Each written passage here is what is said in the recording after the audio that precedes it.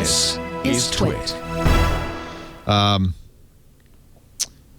Actually, Nate, you wanted to mention this. Apple, instead of doing what you thought maybe Microsoft did under all that scrutiny, backing off, has really doubled down. They're apparently about to launch lossless streaming on Apple Music, competing with... does Spotify even have lossless? I know Deezer and Tidal do, or have high bitrate anyway. I have a classical music subscription, Prime Phonic, which is lossless.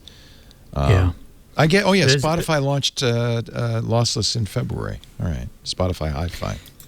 Because there's the lossless aspect, and then there's higher res, which is something that Tidal. I think Tidal does it. I know that if you download from Bandcamp, I know that stuff's high res because I recently bought a new album by the family-friendly band Cannibal Corpse, which is in high res, and I didn't realize until I got the file, and I was like, wow, this is 24-bit. You never want lossy compression on an Animal Corpse. I'm just saying. Cannibal Corpse. Oh, I'm sorry. Specifically. I'm sorry. Yeah, I know. It's very, very... Is it Corpse with an E or is it Core? Corpse with an E. Corpse with an E. Okay. Yeah. For God's sake, don't put the album cover on the video. But the point is what was my point? My point was lossless streaming is one thing, but I'm particularly excited about the prospect of high res because as part of some of these rumors that have been written about is that this may potentially support Dolby Atmos audio, and that gets me very excited because what Apple's done with Atmos and with the spatial audio with the AirPods Pro is extremely effective. It does create a very, very different movie watching experience, and a lot of live concerts and audio streams, music streams, they're recorded or mastered in 5.1 surround sound, for instance. So the idea that maybe Apple, which does want to start doing much more with its music service, it wants to do these live music experiences, and even if it's documentaries or concert streams or whatever, I kind of see that all being part of the same thing. And maybe this is Apple's step into very not interesting just lossless audio, but spatial audio. Let's stream, but for live concerts and events and things like that. It's sad because nothing Apple sells would qualify as high fidelity. I mean, honestly. Say again, sorry?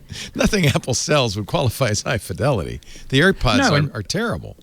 They are terrible, and they are terrible compared to if you buy a big, nice set of headphones, because Bluetooth compresses audio. Wireless is going to be good. Yeah, even aptX. Yeah, but there are ways around that for sure. And there's hi-fi, and Apple has its own chips in the earphones, and maybe it can take that a step further. This is very Apple. Apple. An iPhone. This is what they did with the HomePod, which is they sell what is essentially kind of low end.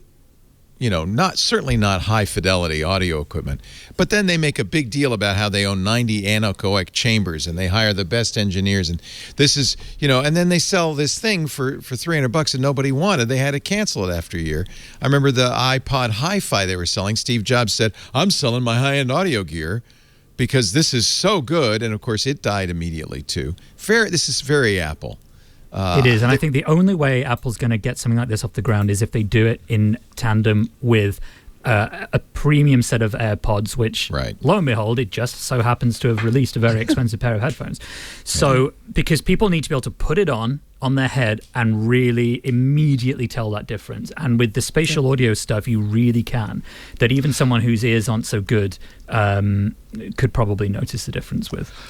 So I've done a lot of work with high fidelity. This is interesting. I didn't know that. They're amazing. And one of the problems that we're running into is the original AirPod. It will play that to you. It's not capable of doing that spatial audio. And even though they could update the algorithm that goes, helps it connect from the AirPod to your iPhone or iPad or Mac, they won't do that. I suspect they kind of want you to go and invest in, the AirPod Pros or some new new Apple product, despite the wild popularity of AirPods. They sell a $550 over-the-ear headphone, the AirPods Max, that even at that price, which is a steep price, is widely considered not to be particularly high fidelity. Right. But my point here is you've got a startup. This comes back to our previous discussion about monopoly, right? And so you've got a startup that's trying to compete with, Clubhouse and doing spatial audio for conferences. Oh, and, interesting. Zoom meetings, like a lot of interesting applications. There you go. It's not about high fidelity music. Right, it's not high fidelity of the company. So if they would come in and update that audio codec, it would help this space. And Apple in some ways is more interested in selling their higher resolution version of the product. I looked up high fidelity, and unfortunately, I guess I found the high fidelity cannabis company. So nope, that's not what's this company? High fidelity? HIGH? Yeah, High Fidelity. It's by Philip Rosedale. He's the Second Life guy. Fantastic person. See, okay, so he's all, because of Second Life, he's all about, group things. And you could see in Second Life, the ability to know, oh, that person's to my left, that person's behind me, that person's in front of me, would be huge. Yeah. So he's selling a spatial audio API. This is not the same, unfortunately, as Apple's technology. Right, but it's an underlying technology that is fundamentally destroyed by Apple's AirPods. And he's like trying to talk to them. Can we please update this codec? Oh yeah. Sure. They'll work with him. No problem. Yes, he's a pretty important person. Philip, if they invite you into the Apple headquarters to talk, do not go.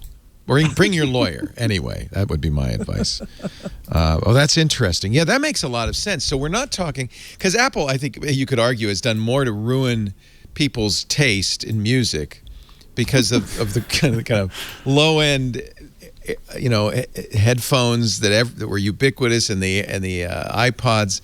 They've just created 128 kilobit AAC. They've created a generation of people who just don't know what good music sounds like. Now I really sound stupid. I sound like Neil Young or something. But really, they become the kind of the low bar for audio fidelity. But on the other hand, spatial audio in a context like a concert or a meeting, it's not about the quality of the fidelity of the sound. It's about the spatial experience. That makes a lot of sense. Yeah. And I could see Apple doubling down on that. They do, unfortunately. I'm sorry, Philip, own that. At least mind share of that. Very interesting. Is his technology in any hardware yet? How does it? I probably should Don't not say answer anything. that. So. Do not answer. You've said enough, young Padawan.